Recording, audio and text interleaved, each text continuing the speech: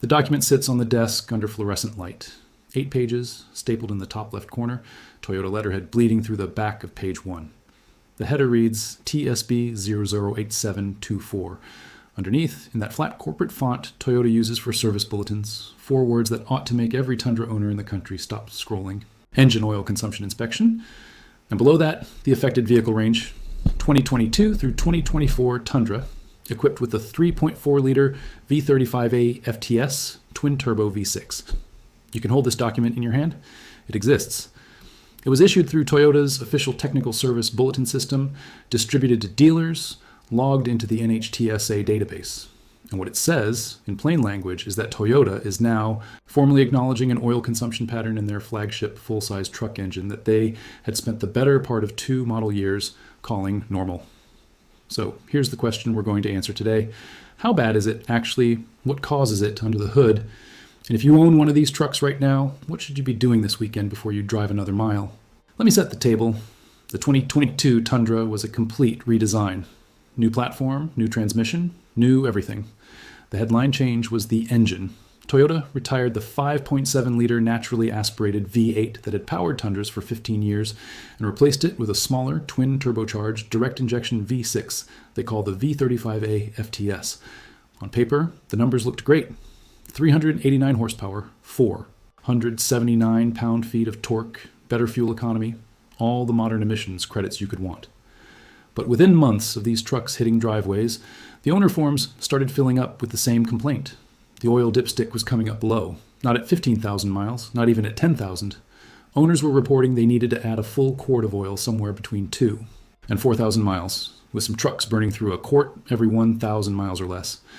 And when those owners brought their trucks into the dealer, they were told, almost universally, the same thing. A quart per 1,000 miles is within Toyota's published specification. Drive it. Come back at your next oil change. That was the official line for nearly 2 years, until this TSB landed on dealer desks. Now, before we go further, I want to be fair to Toyota's engineering position. The corporation has historically published acceptable oil consumption ranges for their engines. Industry-wide, automakers including Toyota, BMW, and Audi have used the threshold of 1 quart per 1,000 miles as the line below which they classify the consumption as normal. Their reasoning is rooted in how modern direct injection engines manage emissions and ring tension. According to the TSB documentation, Toyota's position has been that some level of consumption is intentional, engineered into the system to extend ring life and reduce blow-by. That's the official reasoning. And on paper, that reasoning is consistent with what other manufacturers have said about their own turbocharged direct injection engines for the last decade. But here's where it gets interesting. The field data tells a different story. Now listen, to understand why this engine specifically may be losing oil at rates that exceed even the generous 1 quart per 1,000 mile threshold, you have to understand what's happening inside the cylinder hundreds of times per second. And I want to walk you through this carefully because the mechanism here matters. The V35A FTS is a twin turbocharged direct injection V6. Twin turbocharged means 2 compressors force air into the intake at pressures above atmospheric. Direct injection means fuel is sprayed straight into the cylinder at very high pressure instead of into the intake port like older engines. Both of these technologies create significantly more stress on the oil film inside the cylinder than a naturally aspirated port-injected engine ever did. Think about it this way. Imagine the rubber blade on a winter windshield wiper. Brand new, that blade has a soft, flexible edge that conforms to the glass and pushes water away in a single clean sweep. Now imagine that same wiper after 3 Michigan winters. The rubber has hardened, cracked along the contact edge, and developed micro tears from scraping ice. It still moves across the windshield. But instead of sealing against the glass, it skips, streaks, and leaves a film behind every pass. The oil film inside a high-pressure direct injection turbocharged cylinder is doing the same job that wiper blade is doing. It's a microscopic layer of lubricant, just a few microns thick, sitting between the piston ring and the cylinder wall, sweeping away combustion residue and keeping metal off metal. In a 5.7-liter naturally aspirated V8, that film lived an easy life. Lower combustion pressures, port injection that kept the cylinder walls washed with vaporized fuel, no turbo heat soaking the rings. In the V35A FTS, that same film is being asked to seal against combustion pressures that may exceed 20 bar at peak load, while sitting next to turbocharger housings that can radiate temperatures past 900 degrees Fahrenheit. The direct injection fuel spray, instead of vaporizing across the intake port, is now hitting the cylinder wall and the piston crown directly, Over time, evidence suggests that fuel impingement washes away the oil film in localized zones, leaving the rings to scrape across drier metal hundreds of times per second. That's the mechanism. And that's where the wiper analogy really lands. The rings aren't broken. The cylinder isn't broken. The oil isn't even necessarily bad. The system is just operating in a condition where the seal between ring and cylinder degrades faster than the design originally anticipated. And when that seal degrades, oil gets pulled past the rings into the combustion chamber and burned along with the fuel. That burned oil is what's coming out of your tailpipe. That's why your dipstick is low. The oil isn't leaking. It isn't pooling on your garage floor. It's being consumed inside the engine and exhausted through the catalytic converter. And that's not the worst part. Because if you're burning a quart of oil every 1,000 miles, you're also depositing carbon onto the back of your intake valves, onto your turbocharger vanes, and into the catalytic converter substrate. Direct injection engines already have a well-documented problem with intake valve coking because there's no fuel washing those valves clean the way port injection does. Add elevated oil consumption on top of that, and you're accelerating carbon buildup in a system that was already vulnerable. Now look, let's get into the data. Independent oil analysis labs like Blackstone Laboratories have been receiving samples from Vega 35A FTS engines for over a year now. Owners ship in used oil samples in small plastic bottles, and Blackstone runs spectrographic analysis that measures wear metals, fuel dilution, viscosity breakdown, and contaminant levels. According to compiled reports shared across Tundra owner communities, samples from these engines have shown patterns consistent with elevated fuel dilution and accelerated additive depletion. Fuel dilution levels reported in the 2 to 4% range have been documented in some samples, which is on the higher end of what's typically considered acceptable for a turbocharged direct injection engine running standard oil change intervals. In my assessment, what that combination of data suggests is an engine that is operating at the upper edge of its design envelope. The oil isn't catastrophically failing. The metals aren't off the charts. But the trend lines are pointing in a direction that should make any long-term owner pay attention. And here's where the TSB itself becomes critical reading. TSB 008724 doesn't just acknowledge the consumption pattern. It establishes a formal inspection procedure. Dealers are now instructed to perform an oil consumption test, which typically involves filling the engine to a precise level, sealing the dipstick tube, driving a documented distance, and measuring how much oil was consumed over that interval. The TSB sets criteria for what level of consumption warrants further investigation, including potential piston ring replacement under warranty. Read that sentence again. Piston ring replacement. That's not a software flash.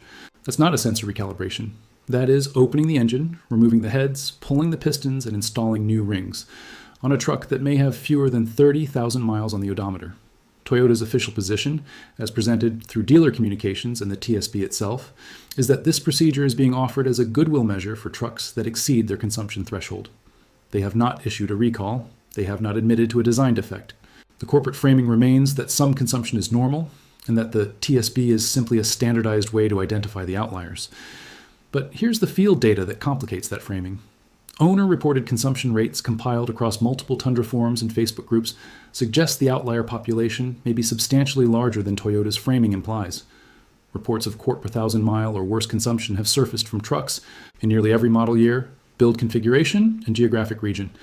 This isn't a regional fuel quality issue. It isn't a specific build week problem.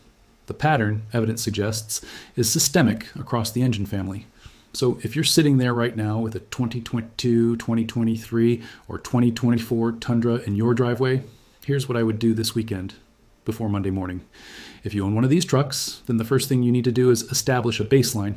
Park the truck on level ground, let it sit overnight, and check the oil level with the dipstick first thing in the morning before any thermal expansion.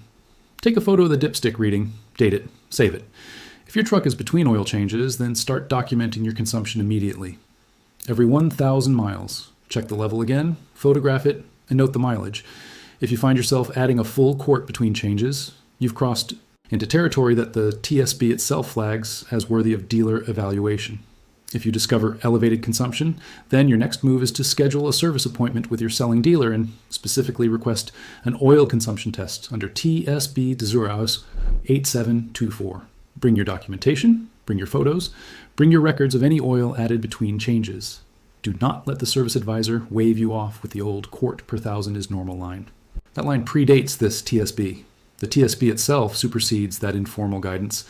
If the dealer is uncooperative, then your next escalation point is Toyota customer experience, which can be reached through the contact information in your owner's manual, File a formal case. Document the case number. According to standard manufacturer warranty practice, a documented customer concern can become essential evidence if you later need to invoke state lemon law protections or pursue extended powertrain coverage. If you're approaching the end of your factory powertrain warranty, then time is critical. The standard Toyota powertrain warranty covers 60,000 miles. If you're at 55,000 and starting to see consumption, you do not want to wait. Get the inspection on record before the warranty expires. And if you're shopping for a used Tundra right now, then this TSB should change how you evaluate the truck. Ask the seller for service records. Look for any documentation of oil consumption testing. A truck that has had the inspection performed and passed is, in my assessment, a safer buy than one with no documentation either way. I want to be clear about one thing. None of this means the V35A FTS is a bad engine. It is, by most measures, a capable and powerful unit that has propelled hundreds of thousands of trucks across hundreds of millions of miles without catastrophic failure.